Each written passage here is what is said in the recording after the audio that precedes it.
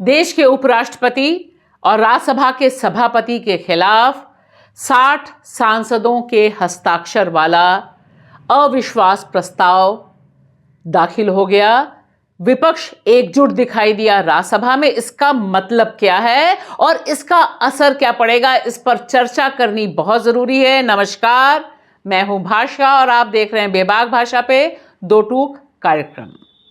आज जिस तरह से सदन के भीतर विपक्ष ने एक बड़ा दांव चला, उस दांव में जिस तरह से सारे विपक्षी दल राज्यसभा में उपराष्ट्रपति के खिलाफ, यानी राज्यसभा के सभापति के खिलाफ, चेयरपर्सन के खिलाफ अविश्वास प्रस्ताव लाने और उस पर हस्ताक्षर करने के लिए तैयार हुए, उससे यह बात साफ हो गई है कि जितना भी अंतर हो विपक्ष में, विपक्षी एकता को लेकर जितने भी सवाल उठ रहे हों कि इंडिया गठबंधन बंट गया है, इंडिया गठबंधन टूट गया है, लेकिन अगर आप ध्यान से देखिए तो जिन लोगों ने अविश्वास प्रस्ताव पे साइन किए हैं वे इंडिया ब्लॉक के सारे दल हैं, जिसमें तृणमूल कांग्रेस भी शामिल है।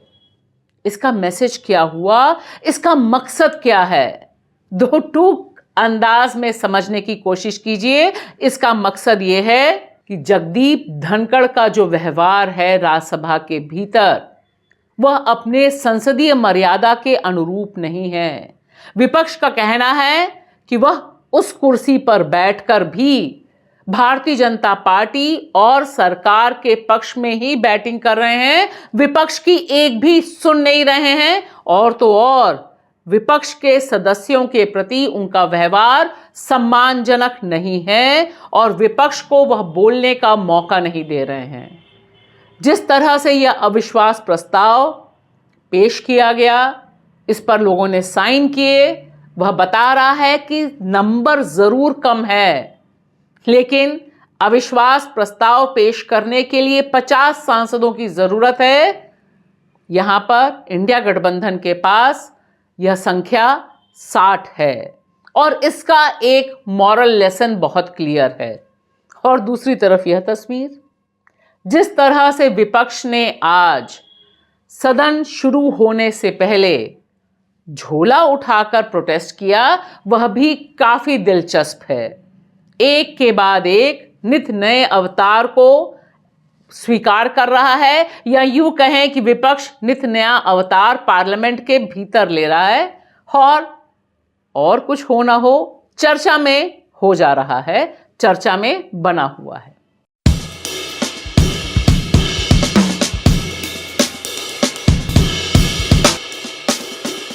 यह अलग बात है कि अगर आप बड़े बड़े टीवी चैनल्स देख रहे हैं तो वहां हर जगह चर्चा जॉर्ज सोरोस की हो रही है और यह बताया जा रहा है कि दरअसल विपक्ष जॉर्ज सोरोस और सोनिया गांधी के कनेक्शन पर चर्चा से बचने की कोशिश कर रहा है। हर जगह हैशटैग वही है।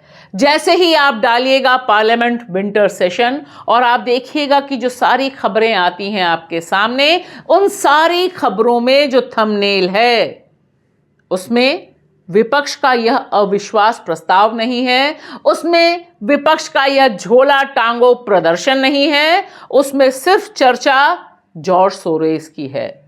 लेकिन यहां पर एक इंटरेस्टिंग डिस्क्लेमर भी है कि इस सारी चर्चा के बीच कुछ टीवी चैनल जॉर्ज सोरोस और सोनिया गांधी या कांग्रेस के कनेक्शन पर थोड़ा बहुत रिसर्च करके भी आ रहे हैं, जिसमें संदीप चौधरी ने भी जो प्रोग्राम किया वह खासा चर्चा में है, क्योंकि इस कार्यक्रम के जरिए उन्होंने बताया कि अगर जॉर्ज सोरोस इस तरह से भारत विरोधी गतिविधियां कर रहा है भारत में, तो आखिर अभी तक प्रधानमंत्री नरेंद्र मोदी, देश के गृह मंत्री अमित शाह और उनकी पूरी टीम इस तरह से खामोश क्यों बैठी हुई थी? क्यों नहीं एक्शन ले रही थी?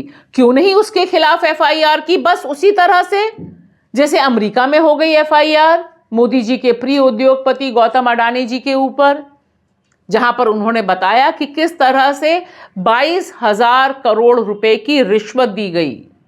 यह सब कुछ ऑन रिकॉर्ड किया अमेरिका ने। उसी तरह से जॉर्ज सोरोस और सोनिया गांधी के जो कनेक्शन हैं उन पर चर्चा हो जाती। लेकिन यहां पर दिक्कत यह है कि अमेरिका के जो पूरा का पूरा प्रशासन है, उसकी जो एम्बेसी है, उसने जो तगड़ा विरोध किया है, उस विरोध के बाद भारत में मोदी और मोदी सरकार के लिए संसद में तो इस पे चर्चा करना ठीक है और मीडिया के तमाम घरानों पे तो इस पे चर्चा करना ठीक है, लेकिन अगर सदन के भीतर इस पर गहन चर्चा होगी तो लोग पूछेंगे ही कि 20 साल पुराना, 25 साल पुराना यह सारा आंकड़ा आज की तारीख में 2024 में क्यों डिस्कशन में लाया जा रहा है, इसका अडानी जी से क्या कनेक्ट है।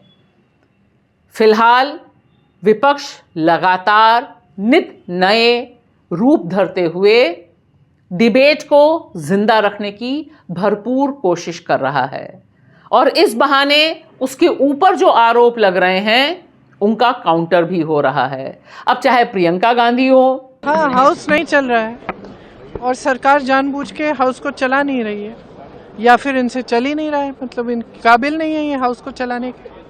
क्योंकि आप देख रहे हैं हमारे जो प्रदर्शन हो रहे हैं 10:30 से 11 बजे तक होते हैं। जैसे ही हाउस शुरू होता है हम अंदर चले जाते हैं काम करने के लिए, काम हो ही नहीं रहा है। जैसे ही हम बैठते हैं ये लोग कुछ शुरू कर लेते हैं ताकि अर्जन हो जाए और इनकी ये स्ट्रैटेजी है। मुझे लगता है ये बहस नहीं करना चाहते हैं, ये डर रहे हैं अडानी जी पे बहस करने से, डरते हैं, जानते हैं कि ये चर्चा नहीं कर सकते क्योंकि सारी बातें सामने आ जाएंगी और छुप रहे हैं। और मुझे ताज्जुब होता है, मैं तो नहीं हूँ संसद में, आज तक प्रधानमंत्री जी आए ही नहीं है।